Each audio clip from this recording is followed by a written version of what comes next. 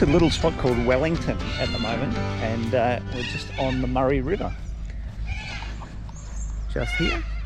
So we need to get a ferry across the river here. There was a sign back about 30 kilometres that said the ferry was closed, so we thought, oh, we'll come and just have a coffee and then we'll backtrack a bit. But it turns out the ferry's not closed; it's actually open, so it's running. So this will be a little bit exciting. Never been on a ferry before. Well, fancy me saying that. Never been on a ferry before. We've never taken the car and the van on a ferry before. Of course, I've been on a lot of ferries in my days. But so we had last night, we were at Port Elliot, which is a really nice little place, and that's just down near Victor Harbour, down on the bottom of the Florio Peninsula. And so now we're pushing down towards Robe. Once we had a coffee, but I'll get a shot of this ferry as it comes back in again. It's really nice, really nice. It's amazing the difference between the York Peninsula and the Eyre Peninsula and down here on the Florio Peninsula, and I hope I'm pronouncing that correctly. We did ask a guy and he said pronounce it Florio.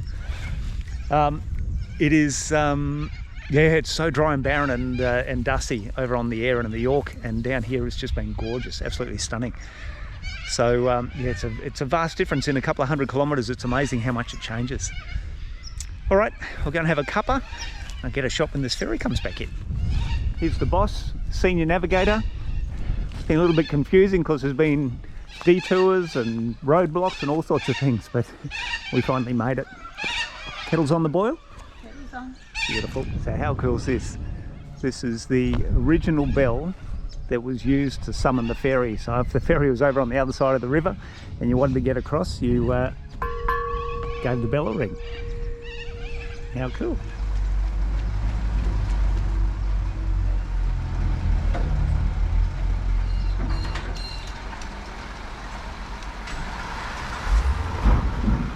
Classic old value. Ma and Pa, fluffy dice on the rear vision mirror. What a cracker.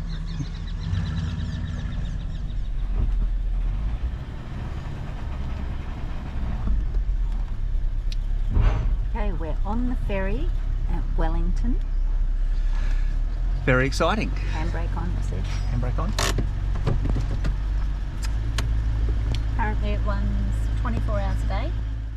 Cool. Takes about 1, 2, 3, 4, 5, so about 10 vehicles. This is so cool. Certainly hope the Tassie ferry is as calm as this. I think it's almost exactly the same. I hope so. Well, we are in Robe today. We've got a couple of days here. We're hoping to pick up a parcel that's been delivered to Robe, so hopefully that makes it on time. But unfortunately it's a little bit cloudy and overcast, which is a shame because it's a really pretty little place. So looking out across Long Beach, or you can get on the beach and drive along there. We might do that this afternoon. But for now we're just doing a bit of a walk along what they call the Coastal Trail, which will take us up to the obelisk, and Lisa cannot contain herself with excitement about seeing the obelisk. Robe's famous for it, did you know that? It's very boring. No. So we're going to walk up there and then stop in town on the way back, have a coffee, and then finish the loop. It's about 10 kilometres the walk, so that should be nice. Perfect morning for walking. Freezing. Yeah, it's a bit cool. 20 degrees the maximum today. It's meant to warm up after that, but we're pushing across the border. We'll probably be Mount Gambia tomorrow. Mount Gambia or Portland, somewhere like that. We'll see how far we get. But into Victoria. We finally made it to the eastern states. All going well. So let's see how we go. Okay, let's just keep walking. This is a bit of a sad monument, this one. This is the figurehead from a ship that was wrecked on the beach here.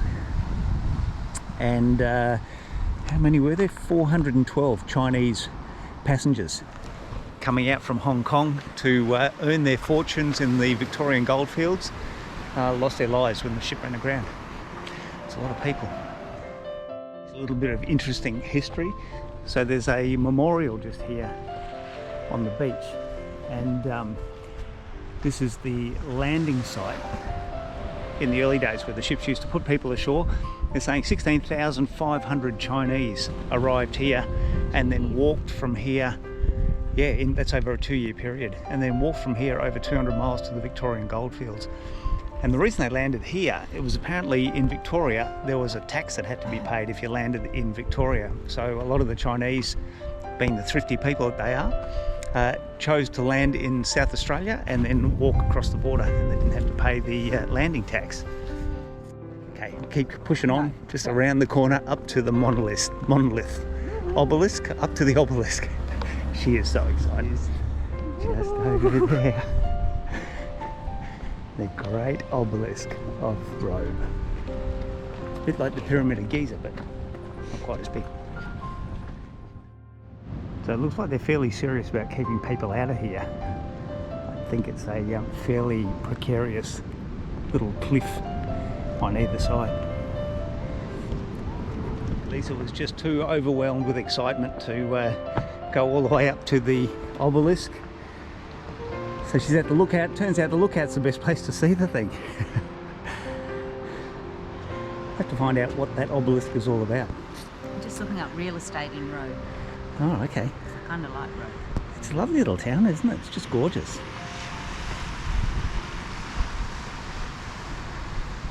Even on an overcast day like today, but it's beautiful. Sitting here having a coffee in the main street of Robe. And we have to retract a comment that we probably mentioned a couple of years ago about coffees in South Australia. Oh, yes. We really struggled to find a good coffee in South Australia on our first trip through. But now I realise we were in central and northern South Australia, and the coffees we were buying were from roadhouses or tiny little towns that had a post office and a pub, and that was about it. But since we've been here on this trip, we've had some beautiful coffees. So, and this is another one. So, where are we now? What's this place called? Drift. Oh yeah, Drift. Really nice little coffee house. But yeah, thumbs up. South Australian southern coastline. Your coffees are great. And your muffins. So we're just coming down onto Long Beach, just out of Robe, out of the town centre. Here's the access way onto the beach, which is very easy. Is that a surfing school or something up there? And you can drive here almost all the way back up to Kingston, apparently, along the beach, which looks nice and firm. So we're just going to head up here and find ourselves a nice little spot and have some lunch. There we go. So lunch out of the back of the car on Long Beach. Once again, it's not the greatest of days, but still, you could be in a lot worse places, that's for sure. Check out this beach. It's a cracker. I've come up for a walk this afternoon up to the obelisk again to try and get some photos as the sun goes down, because we've got some beautiful high cloud.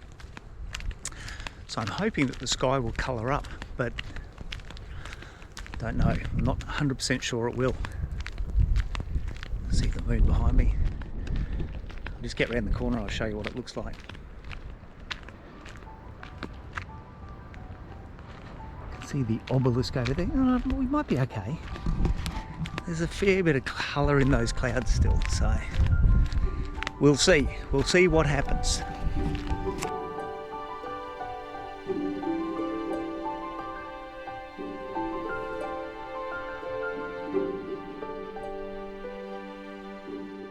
Robe this morning. I keep calling it a little town, but look, there's a set of traffic lights. It's actually just a pedestrian crossing, so I don't know whether that really counts or not. It has been glorious. It's a really nice little town, so we've really loved our stay here in Robe. We just pulled into the city to get ourselves a coffee from our favourite little coffee shop in town, the Drift Coffee Shop. So if you're looking for a good coffee in Robe, go to the Drift. And from here, we're heading to Mount Gambia. Mount Gambia. We got a tip off from a guy in the caravan park who said it was really worth a stay. So we managed to collect the parcel we've been waiting for yesterday, and that gave us a spare day. So we're going to spend the day in Mount Gambia, which is only about 140k away. It's the one thing we've really noticed since we've been travelling around, especially on this, what do you call it, the eastern side of South Australia. The distances you travel every day are minuscule, like 100 kilometres a day. We're used to doing 500 or 600 kilometres when we're in Western Australia, so this has been fantastic. But anyway, Mount Gambia, here we come. We'll have a day there and then we keep pushing east. Tomorrow we'll cross the border. We will finally make it to the eastern states after 3 years. Only for a couple of days. Only for a couple of days. Then we're going south. Rightio, Mount Gambia, here we come.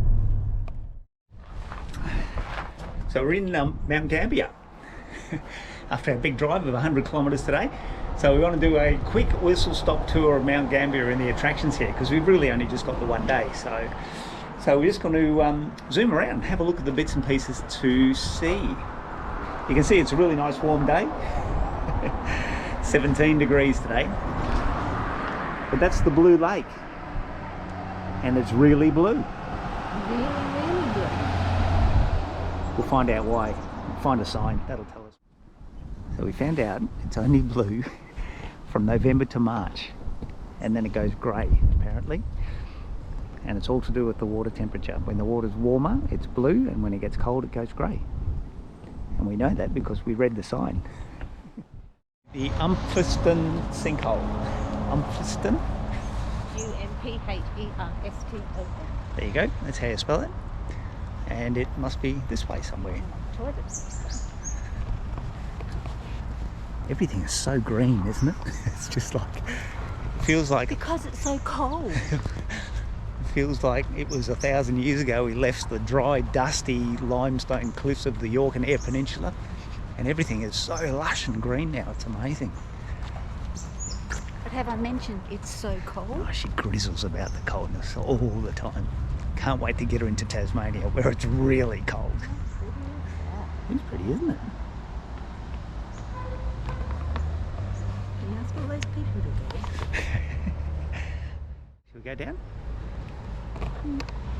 Let's go.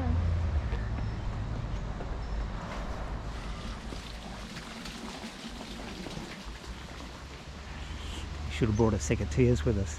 Need some deadheading. Yeah. So stop number 3 for us on our whistle stop tour of Mount Gambia was Coles supermarket to get some lunch and some groceries.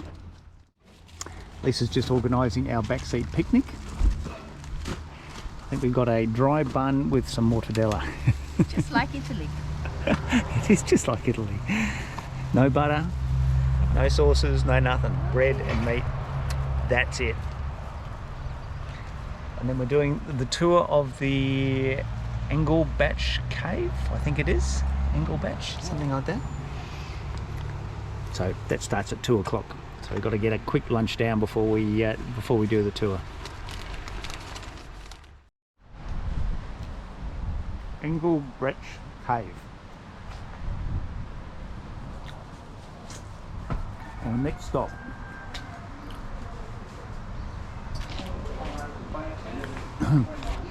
We're on the 2 p.m. tour. Better get in.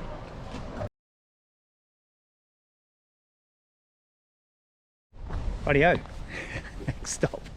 Next stop is the Mount Shank walking trail, or the Mount Shank volcano. So this is a one of 8 volcanoes. So we found out today. One of 8 volcanoes in the Mount Gambia region. So quick walk up to the top of the hill. Okay, well, it's got us puffing. That's a 1 kilometre trek. Don't fall in. This is where they sacrifice virgins, you know that, don't you? So I'll be right. Let's have a look. Wow. Big hole in the ground. That's really cool. What's that little bit down there? It's like a little burial Basketball court. Okay, we're going to do the crater rim walk now. It's about 1 kilometre and a little bit around, apparently. Have a look at this. This is really impressive. That is really impressive. I'd love to do the walk down to the bottom, It's not quite so cold now. but you'd have to carry me back up. Okay, there's a great sign here that shows you everything that you can see as you look out across the valley, which is fantastic. So you can see all of these points of attraction.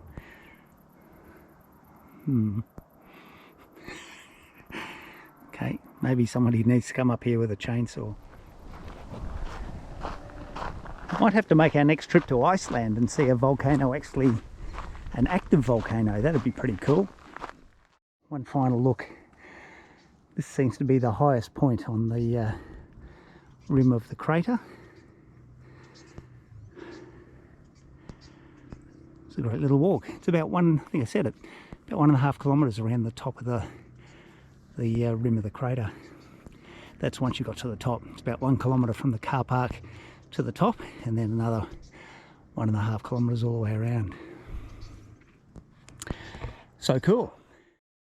You look like Wednesday from that movie. Can you do the dance? That's it. Perfect. Oh, there we go. We're back. So it was great. It was really interesting, that. So we've got 2 more attractions to see. The Little Blue Lake and Angel Wings.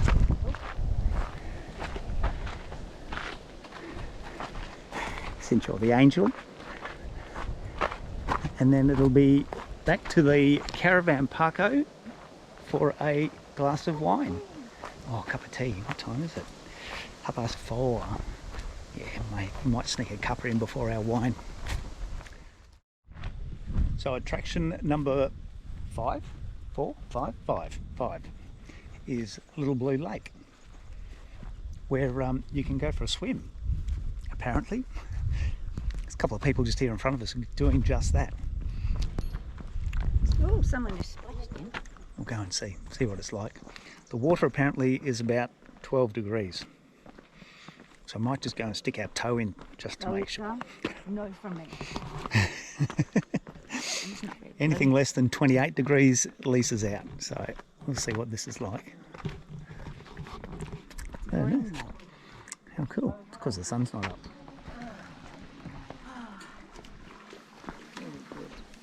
It's about as far as I'll go. That looks pretty cool from up here, actually. Don't touch the water, just jump in, it's easier. Yeah. I don't know if easy is quite the word. Too late. Yay!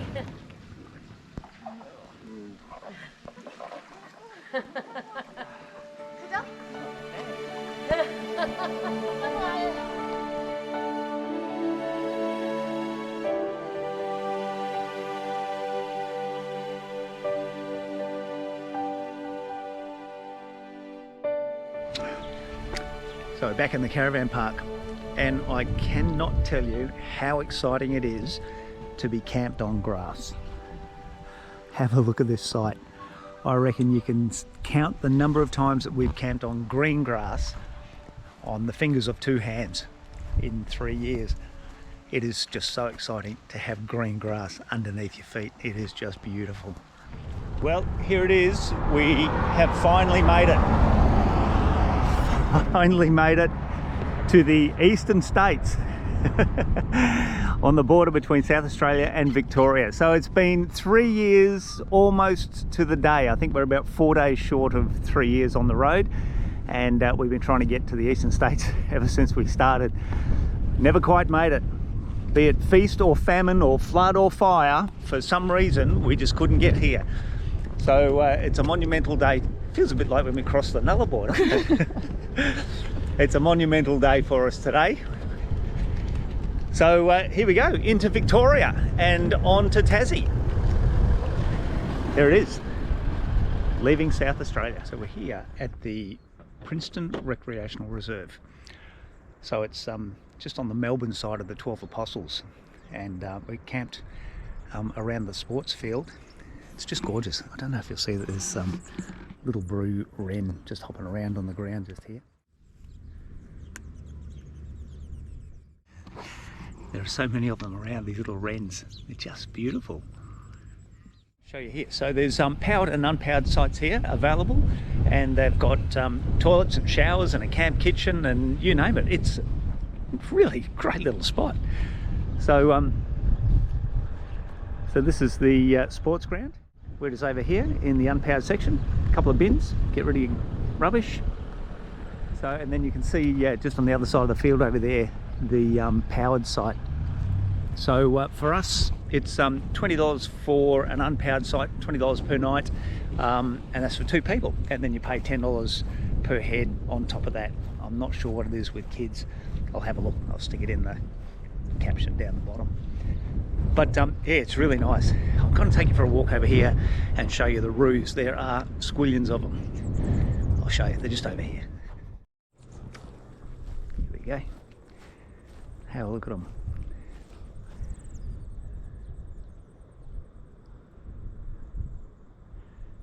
How cool is that? Roos everywhere. Alrighty. Go back and enjoy a wine. Gee, this is a nice little secluded little spot. Look at this place.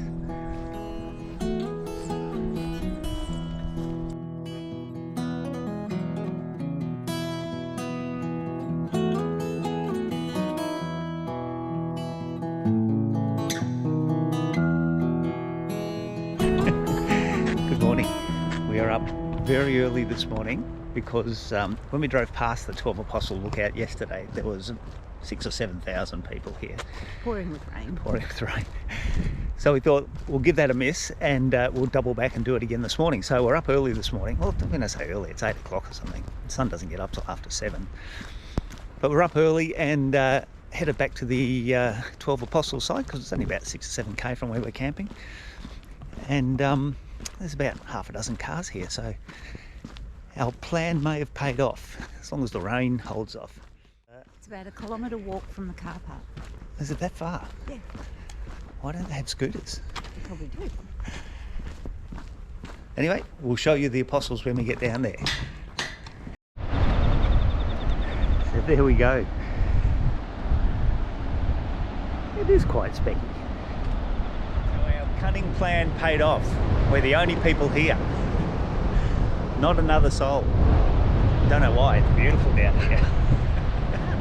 1, 2, 3, 4, 5, 6, 7. I think we've been shortchanged on the Apostles. It's quite specky though, have a look at that. It really is quite lovely.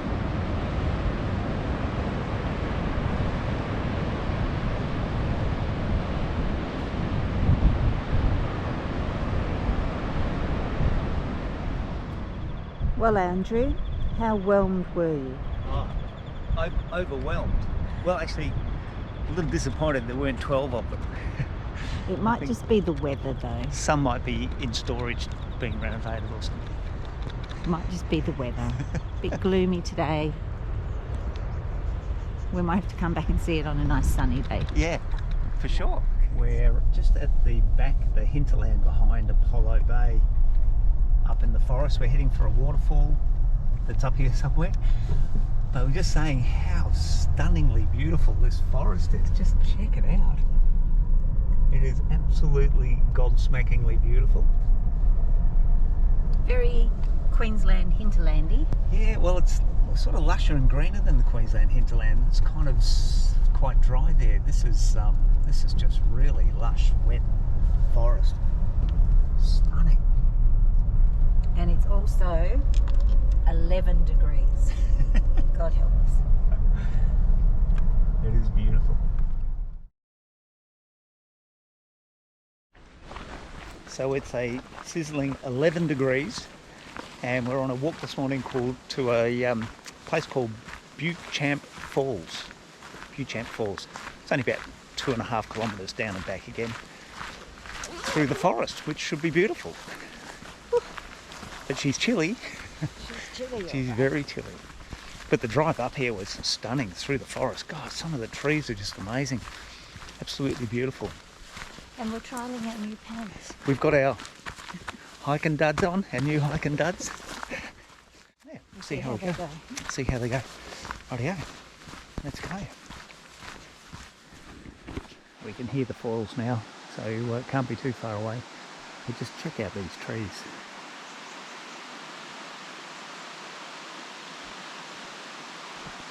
Oh, just stunning.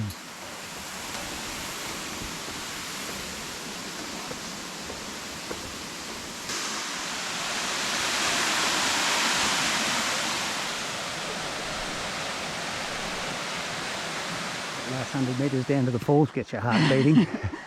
Coming back up it does. Coming back up it does, that's for sure.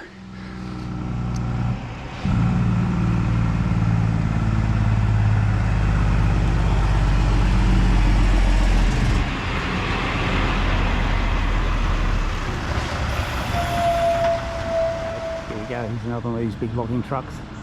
This one will be fully loaded. It's great they got these convoys in front of them. I've said it before and I'll say it again, you've got to take your hat off to these guys. They do an amazing job. It's scary enough just dragging a caravan around behind you, let alone something like this. Fantastic.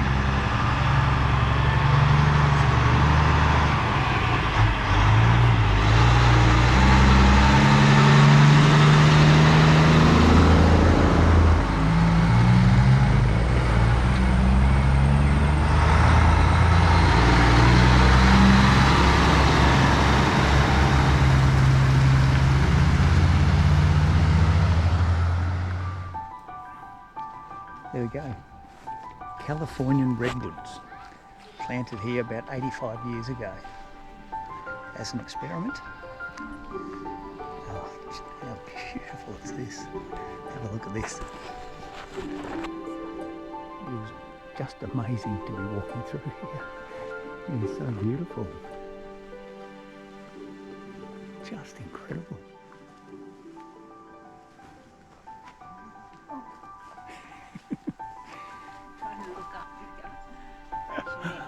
It's a long way up.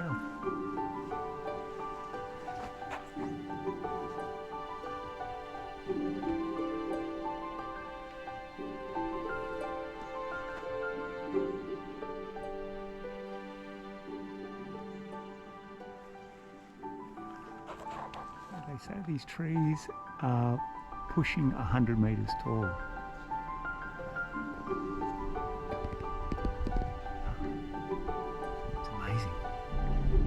Okay, we're out of Apollo Bay. That was gorgeous.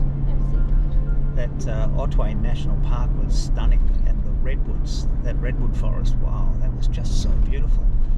Absolutely gorgeous. So it's a lovely place to base yourself and explore the Otway National Park because it is beautiful, absolutely beautiful. Lots of gorgeous waterfalls. Yeah, and the drive up through the mountains or through the hills, the foothills, was just stunning, absolutely stunning. But be aware of the logging trucks. Take heed to the signs because there's some big trucks on those roads.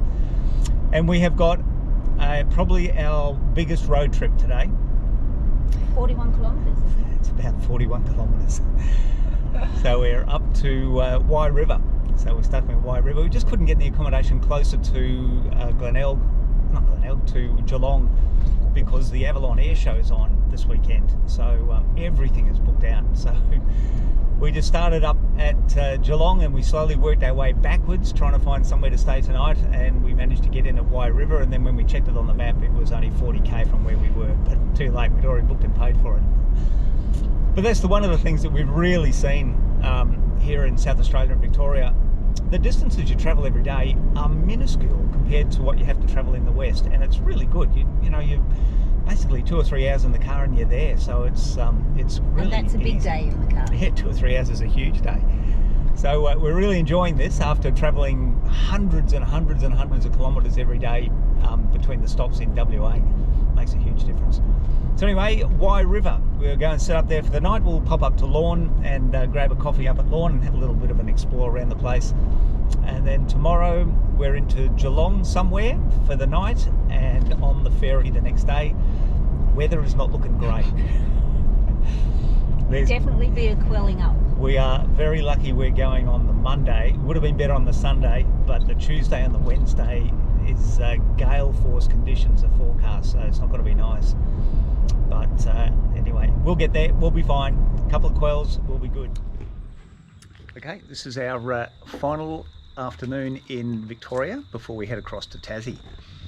We're a little bit nervous because the weather forecast is not the greatest for tomorrow. It has been slowly improving because it was looking awful there at one stage. But it should be fine, should be fine. A couple of quells and we'll be good as gold. So we've left the Otway National Park area. That was really gorgeous along there. We just loved it along there. And today was a stunning day as we went through lawn and a couple of the other places. It just looked beautiful. Lovely Anglesey. swell. Yeah, Anglesey, that's the one. Lovely swell rolling in. Beautiful sunny day. It was gorgeous. And now we're at a little place called Maud at the Bungee. Bungee Bunji. Bunji Bungee Lookout. It's on Wiki. It's only 30 minutes from Geelong and the ferry. And we just did a dummy run this afternoon just to double check the easiest way to get in there. So we think we've got that sussed out. So we'll head in tomorrow. We'll leave here about 6 o'clock in the morning. Should get us in there 6:45, something like that, which is about an hour before boarding closes. So we should be fine. But this is the view from the Bungee Lookout. It's a great spot, by the way. So this is the lookout. Yeah, once again, Lisa has excelled herself in choosing places to stay. But it's a gorgeous view. You've got storm clouds rolling in with the rain over there in the hills and some thunderstorms around. It's been beautiful. But there's a great little camp kitchen area with a barbecue and flushing toilets. It's just gorgeous up here. It's a donation camp. It's run by the Maud something. She's good on the details. Yeah, so it's a donation. Just slip some money in a tin. There's a tin just over near the camp kitchen, so just slip some money in the tin, and that goes towards the upkeep of this beautiful place. As you said, it's on Wiki. It's 30 minutes or 35, say 40 minutes out of Geelong and the ferry. A great place to stay if you don't want to stay in the caravan parks in town. And the run into Geelong runs at 90 degrees to the traffic flow between Geelong and Melbourne, so you shouldn't have too many problems with traffic early in the morning. Fingers crossed, we hope. Just one thing, if you are coming up to the lookout, it does say in Wiki to get in early, and it's quite true. So we got in today, it was about 12:30 I think, and there was already 2 others here, but you can see it's filled up quite nicely. So we've got 1, 2, 3, 4, 5, 6, 7, 8, 9, 10. There's probably room for another couple yet. But yeah, don't leave it too late or you might not get in. So anyway, we'll just have a glass of vino, enjoy the sun going down, and we might have to get into bed early. We've been excelling ourselves lately. The last few nights it's been like 9:30 or 10 o'clock before we've been climbing into bed. It's unbelievable. But we haven't got any more Jeremy Clarkson. We've been watching Clarkson's Farm, which is really good. So Jeremy Clarkson from Top Gear, he's got a series, couple of episodes of, or a couple of two series with about 5 episodes in each. Details girl here. Clarkson's Farm, very funny, really funny. I'm not a huge Jeremy Clarkson fan, but I must admit I have really enjoyed Clarkson's Farm. So if you're looking for something to watch, download it from Netflix or Prime. Amazon Prime. Yeah, so you can download it from Amazon Prime. Clarkson's Farm. Rightio.